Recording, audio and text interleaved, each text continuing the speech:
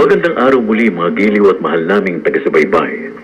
Narito na ika-4 at kapanapanabik na bahagi ng ating tampok na kasaysayan sa linggong ito. Ang buhay pag-ibig ni Dale. Dito pa rin sa ating dulang. Ikaw lamang sa buhay ko. Love Story. Sagutin mo ang tanong ko, Lucille. Sino ang ama ni Gwen? Kanino siyang anak? Sa'yo! Anak mo si Gwen! Huwag mo akong lokohin! Malinaw pa sa sikat ng araw na hindi ko siya anak! Robert, anak mo siya! Tama na yung kasinungalingan mo. Dahil hindi ako maniniwala sa'yo. Ibinisto na ng blood test ang ginawa sa batang lim na itinatago mo, Lucille. Kaya huwag ka nang magkunwari. Robert, I'm sorry. Walang hiyakap. Pitong taon mo kong niloko, Lucille. Pinagmukha mo kung tanga. Ipinaako mo sa akin ang anak ng ibang lalaki. Hindi ko kasi alam. Alin ang hindi mo alam? Pwede pa.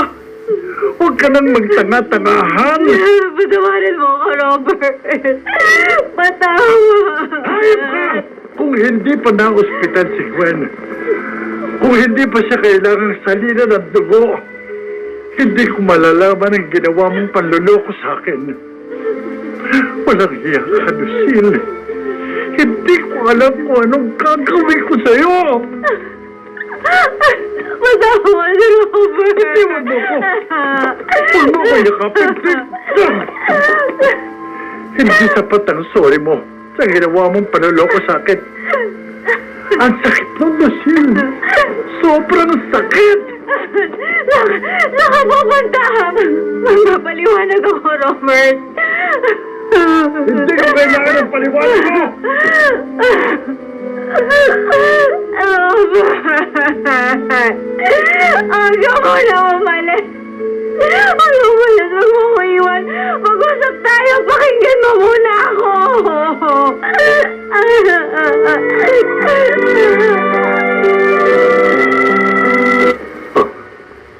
Si Robert nagmamadaling umalis.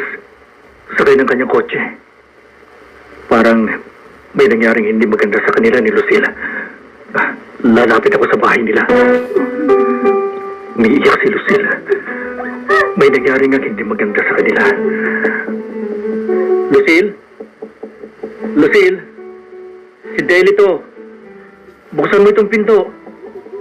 Lucille? Pwede ba? Pwede ba umalis ka? Bakit ka nandito? Hindi kita kailangan. Gusto ko na makatulong. Ano bang nangyari? Wala kang pakialam, Dale. Problema namin to ni Robert. Huwag ka makitawsaw, pwede ba? Umalis ka na. Hindi kita kailangan, hindi ko kailangan ng tulong mo. Lucille, ayokong umiiyak ka. Kaya nakikiusap ako. Lumabas ka dyan. Buksan mong pinto. Alam ko kailangan mo ng tulong ko. Andito na ako para damayan ka.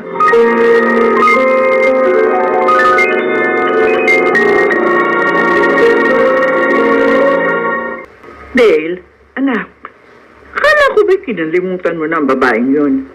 Hanggang ngayon pala nasa isip mo pa rin siya. May nakakita sa'yo na nagpupunta ka sa kanila. Nay, gusto ko lang tulungan si Lucy. Dahil alam ko may problema siya. Kahit ano pa problema niya, wala ka nang pakialam doon. Pamilyado na yung tao. Makakagulo ka lang. Saka baka problema mag-isama yun. Naawa ako sa kanya, Nay.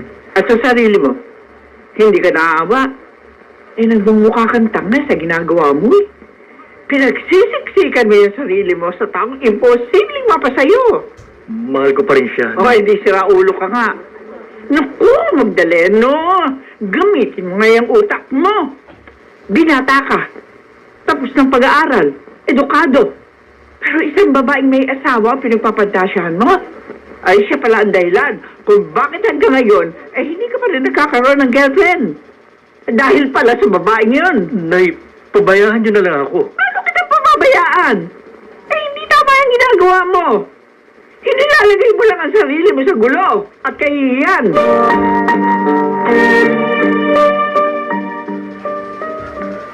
Maaaring mali sa tingin ni Inay na patuloy kong mahalin si Lucille. Pero yun ang nararamdaman ko. Hindi siya mawala sa isip ko.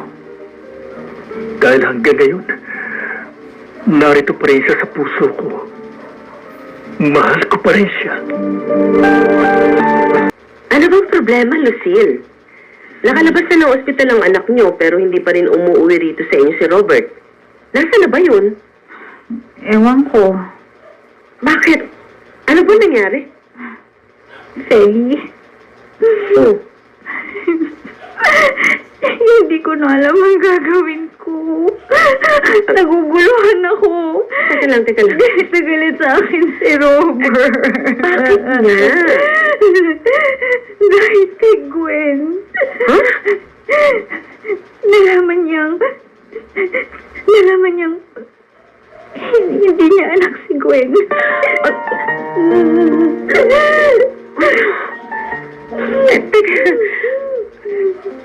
Teka lang. Naguguluhan ako eh. Paano nangyaring di niya anak si Gwen? Lucille. Hindi rin kita maintindihan. Meron ka bang di sinasabi sa akin?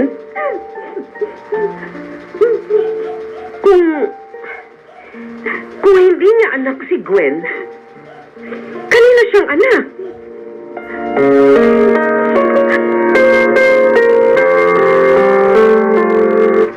Ano bang kailangan mo sa akin, Dale? Gusto ko lang sanang kumustahin si Lucille. Alam ko may problema siya. Kaya nga, layuan mo na siya. Dahil lalo lang lalala ang problema sa ginagawa mong paglapit-lapit sa kanya. Gusto ko lang namang makatulong. Hindi ka makakatulong, believe me. Baka makadagdag ka pa. Gusto ko siya makausap. Alam ko, hindi na siya inuuwihan ni Robert. Baka rin ano? Ang dami mong alam? Dinaig mo pang detective. Hindi mo pa talaga tatantanan ng pinsan ko? Kaya siguro nagkandaloko-lokong buhay niya dahil yun sa'yo, Dale. Ikaw ang malas sa buhay niya.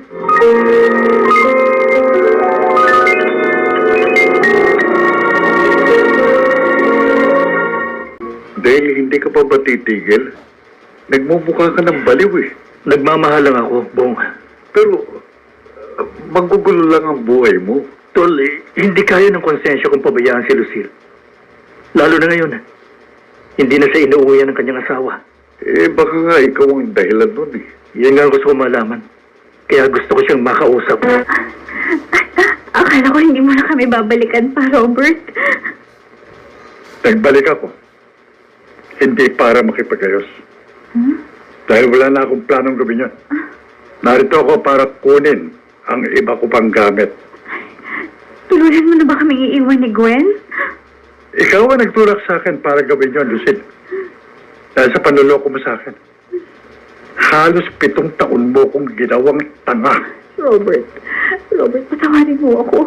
Minsan lang ang pagkakamaling ginawa ko. Kahit ano pa sabihin mo, niloko mo pa rin ako. Sinaktan mo ko. Sinira mong respeto ko sa'yo. Kaya hindi ko na kayang pakisamahan ka pa. Papa, ayaw mo na ba sa amin ni Mama? Ayaw mo na kaming nakasama? Bakit po, Papa? Bakit po? Ang mama mo makasasagot yan. Kailangan mo na umalis. Papa! Papa, wag po kayo umalis! Wag po, Papa! Kailangan ka namin ni Mama! Bata ka pa, Gwen. Para maintindihan mo ang lahat. Di niya na po ba kami mahal ni Mama? Ang mama mo makasasagot yan. Si Robert yun Nagbalik siya. Pero parang kumuha lang ng mga gamit. Isasakay niya sa kotse. At umahabol sa kanyang anak nila. Papa, dito na lang po kayo! niyo po kami iwan ni Mama.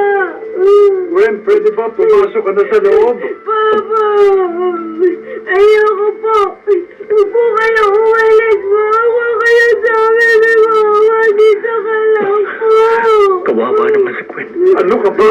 Pero parang bato ang puso ni Robert. Sabi ko, pumasok ka sa loob. Papa. Kahit anong pakiusap ang gawin mo, hindi na ako makikisama pa sa mama mo. Dahil ayoko sa isang manloloko. Bakit po? Ano bang sinasabi ni Ano Robert? po ba kasalanan sa inyo ni Mama?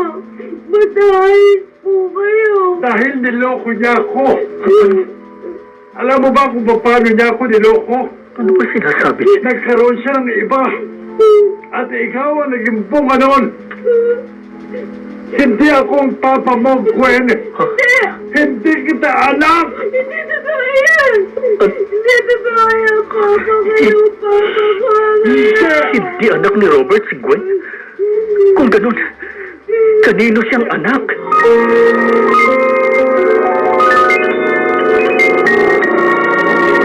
May mga pangyayari na kailangang maganap upang ang katanungan ay magkaroon ng tamang kasagutan. Ano ang ibubunga ng lihim na natuklasan ni Dale tungkol sa pagkatao ng anak ni Lucille?